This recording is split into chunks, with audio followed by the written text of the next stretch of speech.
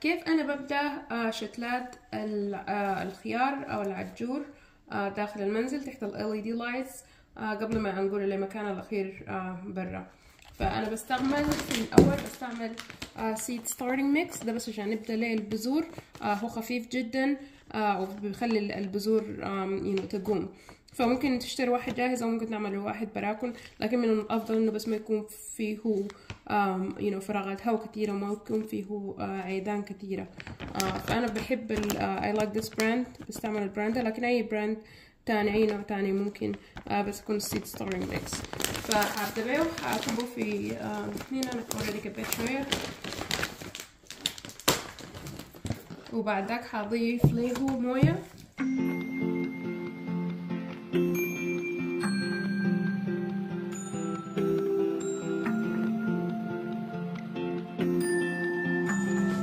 لأن البذور بتحب الرطوبة وبتحب الدفء عشان تقوم. لازم يكون في رطوبة ولازم يكون في منطقة دافية. فأنا بستخدم الكونتينر زيت، وديل اشتريتهم من الدولار ستور معاهم الكفر ده. فلازم يكون في غطا عشان يعمل هيوميديتي للبذور عشان تقوم. فحاملة دي ما هحتاج املاها للآخر، غالبا لحد الوسط. وهضغط على هضغط عليه عشان اتأكد بس انه ما في فراغات، عشان لازم البذرة تكون على طول يعني لامسة التربة. اضيف له بس تاني شوية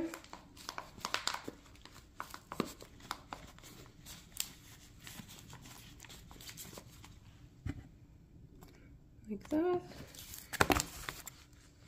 فده نوع الخيار اللي انا هزرعه. ده بينفع للمخللات. فانا اوريدي عندي شتلة واحدة اكشلي 2، فعايزة 2 تاني بس. فهنا بس هضغط على التربة، هعمل عليها شوية فراغات.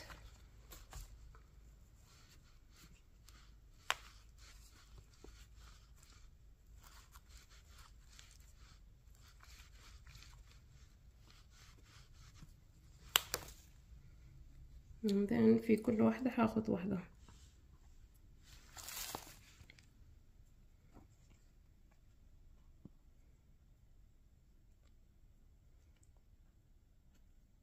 صار عندي 4، انا فكرت ان عندي 5. بس كده وقت عليها.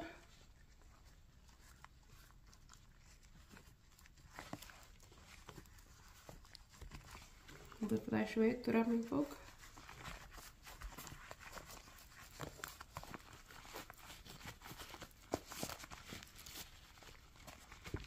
بس كده بدك هرش عليها مي من فوق.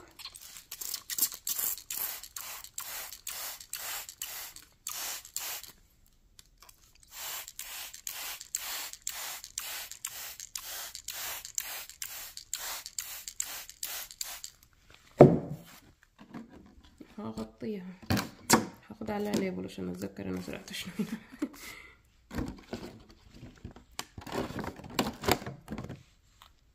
فهنحطها هنا تحت اللايت، هذا LED لايت. لازم تكون المنطقة اللي فيها درجة الحرارة فيها تكون دافية. هنا الغرفة دي الموجودة فيها دي اسمها اوفيس. درجة الحرارة حوالي 72 72 maybe sometimes it gets up to 75. it's a small room. فبتحتاج منطقة دافية. هنا دي درجة الحرارة بالنسبة لها كويس جدا. في ناس بخطوهم في الجراج، لو خدتهم في الجراج لازم يكون تحته في هيتنج مات. فأنا هنا المكان ده كويس بالنسبة لهم جدا، فهاخدها هنا. فدايما اتأكد انه بس يكون التربة رطبة. the way I know الطريقة اللي بعرف بيها بكون في قطرات موية من فوق. لو لقيت انه الغطا من فوق شكله جافي فبرش عليها تاني من فوق شوية موية فوق التربة. ولكن بخليها هنا وان شاء الله بعد 5 ل 6 ايام تكون طلعت. دي الخيار بتاعنا بعد 5 يوم. انا ممكن اخليها تاني في الوعاء ده، اخليها فاتحة. اول من تطلع خلاص صفقتين بعدك ما بنحتاج الغطا من فوق. فممكن اخليها تاني تعمل تاني صفقتين، او ممكن انقلها في السايز ده. فانا حاليا هنقلها في وعاء تاني اكبر، وحتقوم خلاص لحد ما حتكون في ده لحد ما خلاص نقول اللي برا. فانا لما اجي احولها في كونتينر اكبر بضيف شوية fertilizer، لانه البذور لما تنبت في الاول الانرجي بتكون كلها في البذرة، الطاقة بتكون كلها في البذرة، لكن بعدك لما تبدا تقوم شتلة لازم محتاجة حاجة تتغذى عليها. عشان كده بضيف organic fertilizer. اي نوع من organic fertilizer is good. So I'm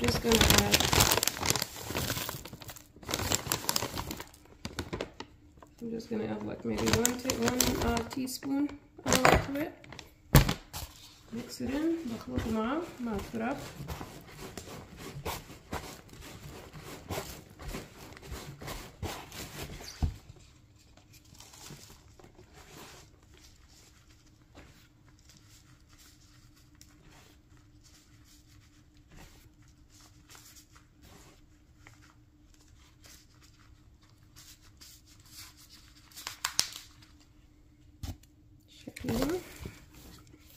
بعمل لها حفرة في النص شوية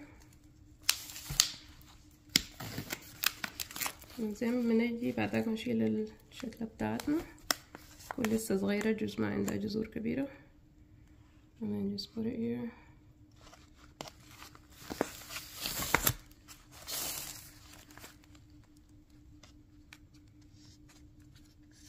بحاول ما ألمس الصفقات الأوائل اللي بيطلعن عشان ما أعمل لهم دامج.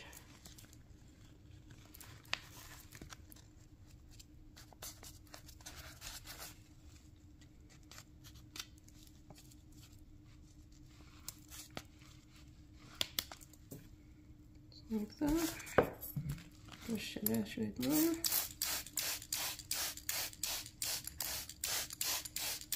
هنا التربة بتاعتي لأنه أنا اوريدي خلطت التربة بموية ما بتحتاج، لكن بعد ذاك تاني هحتاج كل مرة the way I check الطريقة اللي بشوف بيها التربة جفت ولا لا.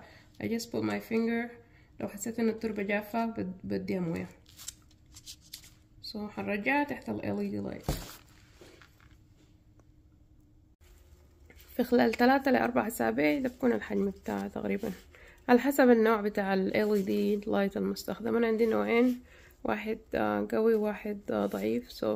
كانت لي فترة تحت ال LED light كان أضعف شوية، بعدك حولتها عشان كده أخذت معي 4 أسابيع. if you have a good light it might take أقل من كده.